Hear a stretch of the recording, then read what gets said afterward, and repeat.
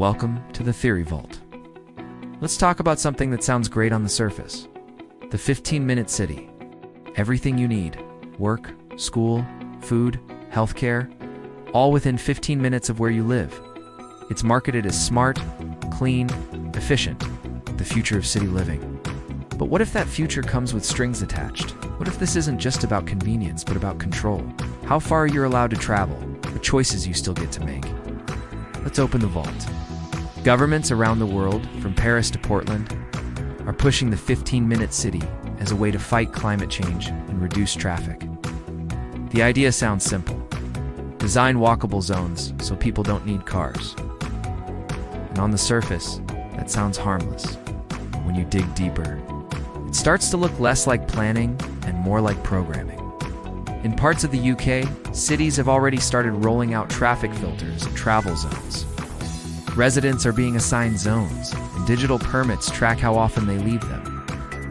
Go out too many times in a week, you get fined. Cross over to another zone without permission, you're flagged. They call it a smart city. But who is it smart for? Supporters say it's about cutting emissions. Critics say it's setting up soft lockdowns controlled by cameras, apps, and algorithms. Because once everything is digital, your ID, your money, your location, it becomes very easy to shut you down if you don't follow the rules. This isn't just a theory. In Oxford, England, protests broke out when people realized they would be tracked by cameras and restricted from crossing into certain areas. This isn't just about how we live. It's about how we're being trained to live. What starts as a green policy could turn into a digital cage. Once a system controls where you can go, it's only a matter of time before it controls what you can do. Because when data controls movement, freedom becomes permission. Now, here's where it gets deeper.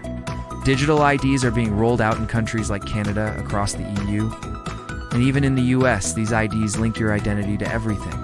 Healthcare, employment, banking, travel. Now imagine combining that system with carbon credits, smart zones, and AI surveillance. You're not just living in a smart city anymore. You're part of a smart grid, monitored and managed in real time. In China, social credit scores already determine whether people can buy plane tickets, book hotels, or even access public services. What happens if that kind of scoring system gets layered into your own neighborhood? And here's another question. Who's behind this tech? Companies like Google's Sidewalk Labs have already tried to build full-scale smart cities. They've got a long track record of data mining. Toronto actually shut down a project like that after backlash over privacy concerns. But those ideas didn't disappear. They just came back under a new label. Climate-conscious design. Let's talk enforcement. What kind of system knows when you leave your zone? How are violations tracked? And what happens if you push back? With facial recognition, AI, license plate readers, and drones already in use, the tools are already here. They're just waiting for the right excuse to be used. And the scariest part? It's all being wrapped in friendly language.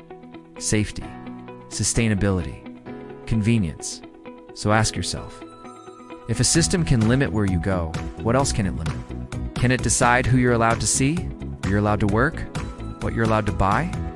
What happens when staying inside your zone isn't a suggestion, but a requirement? This is how control spreads, not with force, but through convenience, not with tanks, but with terms and conditions. Open your mind. Open the vault. Never stop asking why. If you haven't already, hit that like button, drop a comment, subscribe to the Theory Vault for more truth-backed content that makes you think.